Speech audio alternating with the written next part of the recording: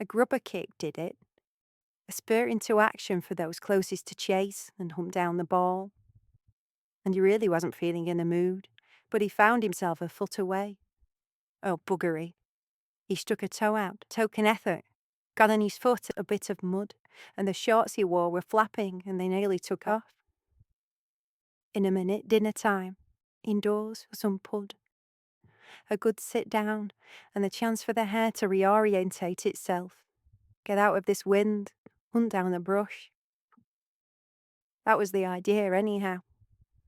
Which somehow overtook the immediate situation of the game. All square, 80 minutes, try to claim. The urgency from players who had put their bits on the line with last-minute interceptions, cries of subjection under 3 foot of scrum, chewing gum, to this ultimate expression, this tremendous end. It went totally begging. More of a faux pas you can't imagine. Howls of derision from the pack, and the PE teacher, whistle poised, thinking some of his protégés future lions, barbars, and he their mastermind spat in disgust. But we are not all the same make-up. Embarrassment precedes the wing, and the fly half, has issues with self-esteem. And the pack includes, he has it on authority, at least 2 compatriots big of bone but gentle giants, who prefer Matisse to Murrayfield. But is it worth explaining now? Will anyone get it through their cauliflower ears? The referee doesn't do subtleties. It's either in or out, or in this case, a shout at 5 points. And to say that in the grand scheme of things, 5 points is as gnat to the size of a loose head prop would not mean much. Marginal gains mean negligible import. Being your own man at 16, not grubbing after bad outcomes, is an argument for sociology. Please give both teams a clap was the tagline, the call to the match report read out in primary school. For the 36-0 whitewash, conducted with much brutishness over next door's disadvantaged class, upended this final remark.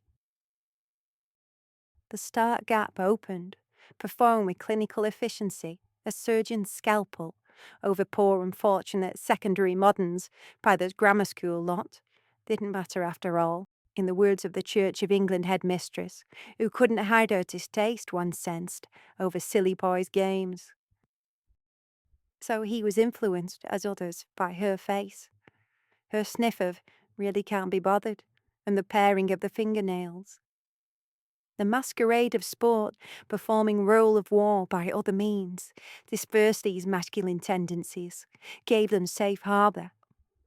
But what was more important was to pass, to knit, to give ancient manuscripts the respect they deserve, and use a morning in the library to the cause of slow enlightenment, not sublimated violence on the pitch. It's hard to explain in the blink of an eye, when a chance goes by and the opposition kicks it clear. But pin this here to the lockers. Put it on the team sheet, please. Experience teaches us diagonals and zigzags, and fancy-dan tricks have a certain swish. But the killer instinct at the end makes all of this go sour.